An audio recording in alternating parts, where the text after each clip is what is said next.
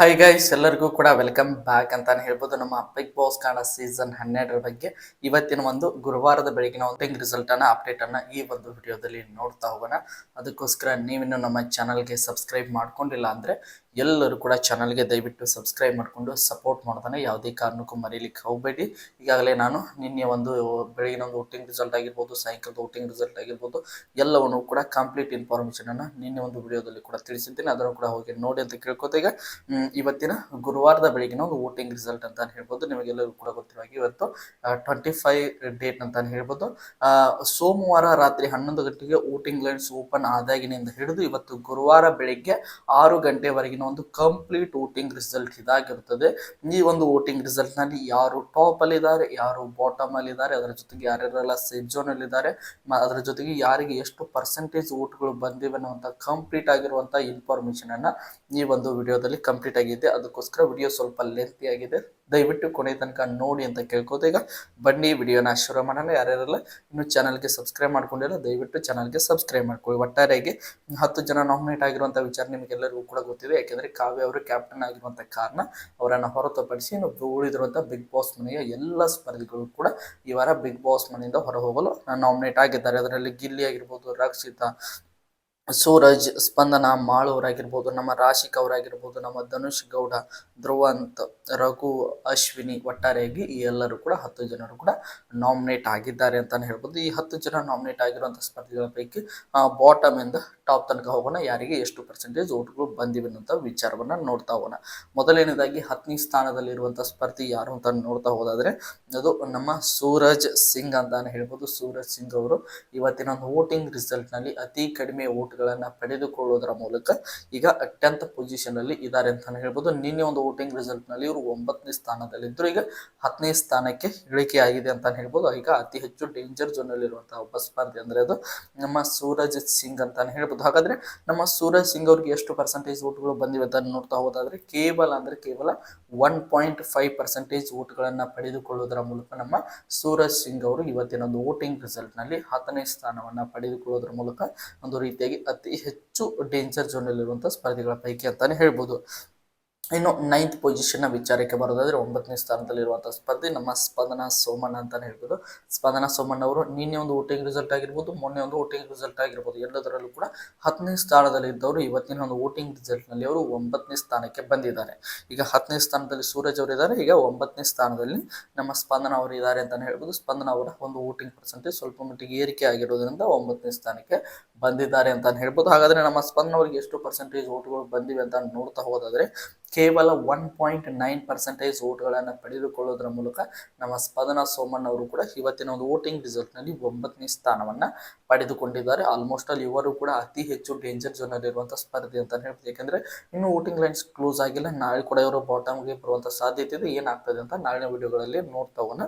ಒಟ್ಟಿನಲ್ಲಿ ಇವತ್ತಿನ ಒಂದು ವೋಟಿಂಗ್ ರಿಸಲ್ಟ್ ನಲ್ಲಿ 9ನೇ ಸ್ಥಾನದಲ್ಲಿ ನಮ್ಮ ಸ್ಪಂದನ ಸೋಮಣ್ಣ ಅವರು ಇದ್ದಾರೆ ಅಂತಾನೆ ಹೇಳ್ಬೋದು. ಇನ್ನು 8ನೇ ಸ್ಥಾನದ ವಿಚಾರಕ್ಕೆ ಬರೋಣ. ಇನ್ನೊಬ್ಬ ಬಾಟಮ್ 3 ಅಲ್ಲಿರುವಂತಹ ಸ್ಪರ್ಧೆ ಅಂದ್ರೆ ಅದು ಮಾಳು ನಿಪ್ನಾಳ್ ಅಂತಾನೆ ಹೇಳ್ಬೋದು. ಮಾಳು ನಿಪ್ನಾಳ್ ಅವರು ಕೂಡ ಇವತ್ತಿನ ವೋಟಿಂಗ್ ರಿಸಲ್ಟ್ ನಲ್ಲಿ ಅತಿ ಕಡಿಮೆ ಓಟ್ಗಳನ್ನ ಪಡೆದುಕೊಂಡಿರುವಂತಹ 3ನೇ ಸ್ಪರ್ಧೆ ಅಂದ್ರೆ 8ನೇ ಸ್ಥಾನದಲ್ಲಿರುವಂತಹ ಸ್ಪರ್ಧೆ ಅಂತಾನೆ ಹೇಳ್ಬೋದು.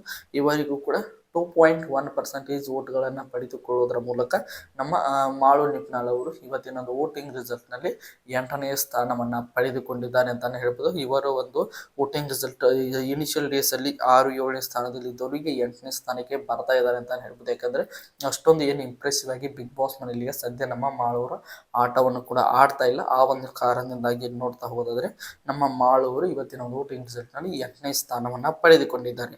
ನಮ್ಮ ಮಾಳವರು 8ನೇ ಸ್ಥಾನ, ಸ್ಪಂದನ 9ನೇ ಸ್ಥಾನ, ನಮ್ಮ ಸೂರಜ್ ಅವರು 10ನೇ ಸ್ಥಾನ ಅಂತಾನೆ ಹೇಳ್ಬೋದು. ಈ ಮೂವರು ಕೂಡ ಈ ವಾರದಲ್ಲಿ ಬಾಟಮ್ 3 ಅಲ್ಲಿ ಇರೋದ್ರಿಂದ ಇವರ ಪೈಕಿ ಯಾರು ಬೇಕಾದ್ರೂ ಕೂಡ ಹೊರ ಹೋಗುವಂತ ಸಾಧ್ಯತೆ ಇದೆ.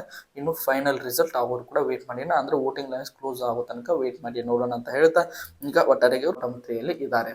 ಇನ್ನು 7ನೇ ಸ್ಥಾನದಲ್ಲಿ ಇರುವಂತಹ ಸ್ಪರ್ಧೆ ನಮ್ಮ ರಾಶಿಕಾ ಶೆಟ್ಟಿ ಅಂತಾನೆ ಹೇಳ್ಬೋದು. ರಾಶಿಕಾ ಶೆಟ್ಟಿ ಅವರು ಕೂಡ ಇವತ್ತಿನ ವೋಟಿಂಗ್ ರಿಸಲ್ಟ್ ನಲ್ಲಿ 7th ಪೊಸಿಷನ್ ಅನ್ನ ಪಡೆದುಕೊಂಡಿದ್ದಾರೆ. ಹಾಗಾದ್ರೆ 7ನೇ ಸ್ಥಾನದಲ್ಲಿರುವಂತಹ ನಮ್ಮ ರಾಶಿಕಾ ಶೆಟ್ಟಿ ಅವರಿಗೆ ಎಷ್ಟು ಪರ್ಸೆಂಟೇಜ್ ಓಟ್ಗಳು ಬಂದಿವೆ ಅಂತ ನೋಡ್ತಾ ಹೋದಾದ್ರೆ 2.5% ಓಟ್ಗಳನ್ನು ಪಡೆದುಕೊಳ್ಳುವುದರ ಮೂಲಕ ನಮ್ಮ ರಾಶಿಕಾ ಶೆಟ್ಟಿ ಅವರು ಇವತ್ತಿನ ವೋಟಿಂಗ್ ರಿಸಲ್ಟ್ ನಲ್ಲಿ 7ನೇ ಸ್ಥಾನವನ್ನ ಪಡೆದುಕೊಂಡಿದ್ದಾರೆ.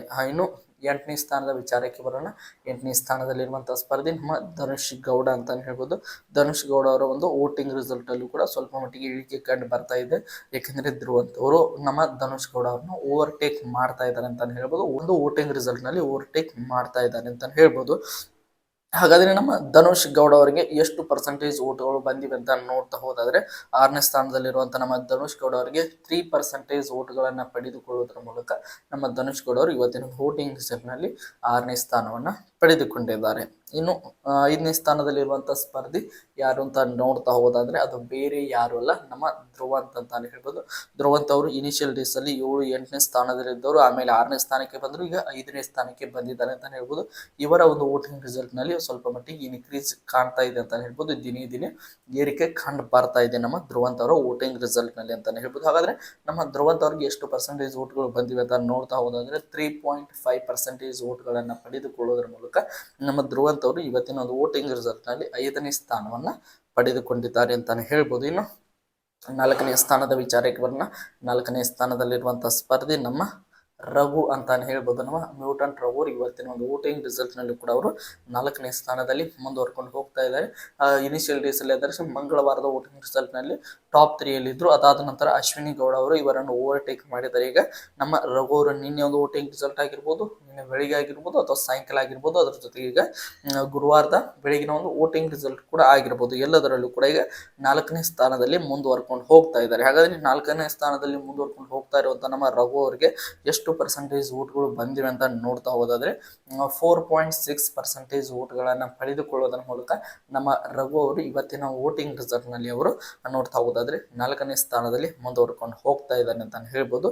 ಒಟ್ಟಾರೆಯಾಗಿ ನಮ್ಮ ರಘು ಅವರು, ಧ್ರುವಂತ್ ಅವರು, ಧನು ಹಾಗೆ ರಾಶಿಕ್ ಅವರು ಐ ಥಿಂಕ್ ಈ ವಾರದಲ್ಲಿ ಒಂದು ರೀತಿಯಾಗಿ ಸೇಫ್ ಝೋನ್ ನಲ್ಲಿರುವಂತಹ ಸ್ಪರ್ಧಿಗಳು ಅಂತಾನೆ ಹೇಳ್ಬೋದು. ಇನ್ನು ಉಳಿದಿರುವಂತೆ ಮಾಳು, ಸ್ಪಂದನ, ನಮ್ಮ ಸೂರಜ್ ಅವರು ಬಾಟಮ್ 3 ಅಲ್ಲಿ ಇದ್ದಾರೆ ಅಂತಾನೆ ಹೇಳ್ಬೋದು. ಇವರು ಅತಿ ಹೆಚ್ಚು ಡೇಂಜರ್ ಝೋನ್ ಅಲ್ಲಿ ಇರುವಂತಹ ಸ್ಪರ್ಧಿಗಳು. ಇನ್ನು ಟಾಪ್ 3 ನ ವಿಚಾರಕ್ಕೆ ಬರೋಣ. ಐ ಥಿಂಕ್ ನೀವು ಎಲ್ಲರೂ ಕೂಡ ಗೆಸ್ ಮಾಡೇ ಇರ್ತೀರಾ ಟಾಪ್ 3 ಅಲ್ಲಿ ಯಾರು ಇರ್ತಾರೆ ಅಂತ. ಅದರಲ್ಲಿ ಮೊದಲನೇದಾಗಿ ಟಾಪ್ 3 ವಿಚಾರಕ್ಕೆ ಬರೋದಾದ್ರೆ ನಮ್ಮ ಅಶ್ವಿನಿ ಗೌಡ ಅಂತ ಹೇಳ್ಬೋದು. ಅಶ್ವಿನಿ ಗೌಡ ಅವರು ಗ್ರಾಫ್ ಕೂಡ ದಿನೇ ದಿನೇ ಮೇಲಕ್ಕೆ ಹೋಗ್ತಾ ಇದೆ. ಯಾಕಂದ್ರೆ ಅಷ್ಟೊಂದು ಪಾಸಿಟಿವ್ ಆಗಿ ಕನ್ವರ್ಟ್ ಆಗ್ತಾ ಇದ್ದಾರೆ. ಒಂದು ರೀತಿಯಾಗಿ ಎಲ್ಲ ಸ್ಪರ್ಧಿಗಳಿಗೂ ಕೂಡ ಇಷ್ಟ ಆಗ್ತಾ ಇದ್ದಾರೆ. ಅದರ ಜೊತೆಗೆ ಆಡಿಯನ್ಸ್ಗೂ ಕೂಡ ತುಂಬಾನೇ ಚೆನ್ನಾಗಿ ಕನೆಕ್ಟ್ ಆಗ್ತಾ ಇರುವಂತಹ ಸ್ಪರ್ಧಿ ಈಗ ಸದ್ಯದ ಮಟ್ಟಿಗೆ ಅದು ಅಶ್ವಿನಿ ಗೌಡ ಅಂತಾನೆ ಹೇಳ್ಬೋದು. ಅಶ್ವಿನಿ ಗೌಡ ಅವರಿಗೆ ಈಗ ಇವತ್ತಿನ ವೋಟಿಂಗ್ ರಿಸಲ್ಟ್ ನಲ್ಲಿ 3ನೇ ಸ್ಥಾನದಲ್ಲಿದ್ದಾರೆ, ಅಂದ್ರೆ ಟಾಪ್ 3 ಅಲ್ಲಿ ಇದ್ದಾರೆ. ಹಾಗಾದ್ರೆ ಅವರಿಗೆ ಎಷ್ಟು ಪರ್ಸೆಂಟೇಜ್ ಓಟ್ಗಳು ಬಂದಿವೆ ಅಂತ ನೋಡ್ತಾ ಹೋದಾದ್ರೆ 5.2% ಓಟ್ಗಳನ್ನು ಪಡೆದುಕೊಳ್ಳುವುದರ ಮೂಲಕ ನಮ್ಮ ಅಶ್ವಿನಿ ಗೌಡ ಅವರು ಇವತ್ತಿನ ವೋಟಿಂಗ್ ರಿಸಲ್ಟ್ ನಲ್ಲಿ ಅವರು 3ನೇ ಸ್ಥಾನವನ್ನ ಪಡೆದುಕೊಂಡಿದ್ದಾರೆ ಅಂತ ಹೇಳ್ಬೋದು. ಟಾಪ್ 3 ಅಲ್ಲಿ ಇದ್ದಾರೆ. ಇನ್ನು 2ನೇ ಸ್ಥಾನದಲ್ಲಿರುವಂತಹ ಸ್ಪರ್ಧಿ ನಮ್ಮ ರಕ್ಷಿತಾ ಶೆಟ್ಟಿ ಅಂತ ಹೇಳ್ಬೋದು. ರಕ್ಷಿತಾ ಶೆಟ್ಟಿ ಅವರು ಕೂಡ ಇವತ್ತಿನ ಒಂದು ವೋಟಿಂಗ್ ರಿಸಲ್ಟ್ ಅಲ್ಲಿ ಅವರು ನಂಬರ್ 2 ಪೊಸಿಷನ್ ಅನ್ನ ಪಡೆದುಕೊಂಡಿದ್ದಾರೆ. ಒಂದು ರೀತಿಯಾಗಿ ನೋಡ್ತಾ ಹೋದಾದ್ರೆ ಇನಿಷಿಯಲ್ ಡೇಸ್ ಅಲ್ಲಿ 12-13% ಓಟ್ಗಳು ಇವರಿಗೆ ಬರ್ತಾ ಇತ್ತು. ಆದ್ರೆ ಈಗ ಅವ್ರದ್ದು ಕೂಡ ಒಂದು ರೀತಿಯಾಗಿ 2ನೇ ಸ್ಥಾನದಲ್ಲಿ ಇದ್ರು ಕೂಡ ದಿನೇ ದಿನೇ ವೋಟಿಂಗ್ ಸಂಖ್ಯೆಯಲ್ಲಿ ಸ್ವಲ್ಪ ಮಟ್ಟಿಗೆ ಕಡಿಮೆನೆ ಬರ್ತಾ ಇದೆ ಅಂತ ಹೇಳ್ಬೋದು ಬೇರೆಯವರಿಗೆ ಕಂಪೇರ್ ಮಾಡಿದ್ರೆ. ಹಾಗಾದ್ರೆ 2ನೇ ಸ್ಥಾನದಲ್ಲಿರುವಂತಹ ನಮ್ಮ ರಕ್ಷಿತಾ ಶೆಟ್ಟಿ ಅವರಿಗೆ ಎಷ್ಟು ಪರ್ಸೆಂಟೇಜ್ ಓಟ್ಗಳು ಬಂದಿವೆ ಅಂತ ನೋಡ್ತಾ ಹೋದಾದ್ರೆ 10.5% ಓಟ್ಗಳನ್ನ ಪಡೆದುಕೊಳ್ಳುವುದರ ಮೂಲಕ ನಮ್ಮ ರಕ್ಷಿತಾ ಶೆಟ್ಟಿ ಅವರು ಇವತ್ತಿನ ವೋಟಿಂಗ್ ರಿಸಲ್ಟ್ ನಲ್ಲಿ ಅವರು 2ನೇ ಸ್ಥಾನವನ್ನ ಪಡೆದುಕೊಂಡಿದ್ದಾರೆ ಅಂತ ಹೇಳ್ಬೋದು. ಅದೇ ರೀತಿಯಾಗಿ ಟಾಪ್ 2 ಅಲ್ಲಿ ಇರುವಂತಹ ಸ್ಪರ್ಧೆ ಅಂದ್ರೆ ನಮ್ಮ ರಕ್ಷಿತಾ ಶೆಟ್ಟಿ ಅಂತಾನೆ ಹೇಳ್ಬೋದು. ಇನ್ನು ನಂಬರ್ 1 ಪೊಸಿಷನ್ ನೀವೆಲ್ಲರೂ ಕೂಡ ಗೆಸ್ ಮಾಡೇ ಇರ್ತೀರ, ಅದು ಗಿಲ್ಲಿ ಅವರು ಅಂತ ಹೇಳ್ಬೋದು. ಒಂದು ಕಾರಣದಿಂದಾಗಿ ಇವರು ಟಾಪ್ 1 ಅಲ್ಲಿ ಇದ್ದಾರೆ ಅಂತಾನೆ ಹೇಳ್ಬೋದು. ಹಾಗಾದ್ರೆ ಇವರಿಗೆ ಎಷ್ಟು ಪರ್ಸೆಂಟೇಜ್ ಓಟ್ಗಳು ಬಂದಿವೆ ಅಂತ ನೋಡ್ತಾ ಹೋದಾದ್ರೆ 65.2 ಅಂತಾನೆ ಹೇಳ್ಬೋದು. 65.2% ಓಟ್ಗಳನ್ನು ಪಡೆದುಕೊಳ್ಳುವುದರ ಮೂಲಕ ನಮ್ಮ ಗಿಲ್ಲಿ ಅವರು ಇವತ್ತಿನ ವೋಟಿಂಗ್ ರಿಸಲ್ಟ್ ನಲ್ಲಿ ನಂಬರ್ 1 ಪೊಸಿಷನ್ ಅಲ್ಲಿ ಮುಂದುವರ್ಕೊಂಡು ಹೋಗ್ತಾ ಇದ್ದಾರೆ. ನೀವೆಲ್ಲರೂ ಕೂಡ ಅಬ್ಸರ್ವ್ ಮಾಡೇ ಇರ್ತೀರಾ, ಮಂಗಳವಾರದಲ್ಲಿ 60% ನಿಯರ್ ಇತ್ತು. ನಿನ್ನೆ ದಿನದಲ್ಲಿ 60-63% ಓಟ್ಸ್ಗಳ ಸಂಖ್ಯೆಯಲ್ಲಿ ಇನ್ಕ್ರೀಸ್ ಆಯಿತು. ಈಗ ಇವತ್ತಿನ ಒಂದು ಬೆಳಗಿನ ಆಗೋದ್ರೊಳಗೆ 65.2%ಗೆ ಇನ್ಕ್ರೀಸ್ ಆಗಿದೆ. ಆಲ್ಮೋಸ್ಟ್ 1-2% ಇನ್ಕ್ರೀಸ್ ಆಗಿರೋದನ್ನ ನಮ್ಮ ಗಿಲ್ಲಿ ಅವರು ವೋಟಿಂಗ್ ರಿಸಲ್ಟ್ ನಲ್ಲಿ ಅಬ್ಸರ್ವ್ ಮಾಡಬಹುದು. ನಮ್ಮ ಗಿಲ್ಲಿ ಅವರು ಟಾಪ್ 1 ಅಲ್ಲಿ ಇದ್ದಾರೆ. ಇನ್ನು ಒಟ್ಟಾರೆಗೆ ನೋಡ್ತಾ ಹೋದರೆ ಗಿಲ್ಲಿ, ರಕ್ಷಿತಾ, ಅಶ್ವಿನಿ ಅವರು ಟಾಪ್ 3. ಇನ್ನು ರಘು, ಧ್ರುವಂತ್, ಧನು, ರಾಶಿಕ್ ಅವರು ಒಂದು ರೀತಿಯಾಗಿ ಸೇಫ್ ಝೋನ್ ಅಲ್ಲಿ ಇರುವಂತಹ ಸ್ಪರ್ಧಿಗಳು. ಮಾಳು, ಸ್ಪಂದನ, ಸೂರಜ್ ಅವರು ಬಾಟಮ್ 3 ಅಲ್ಲಿ ಇದ್ದಾರೆ ಅಂತ ಹೇಳ್ಬೋದು.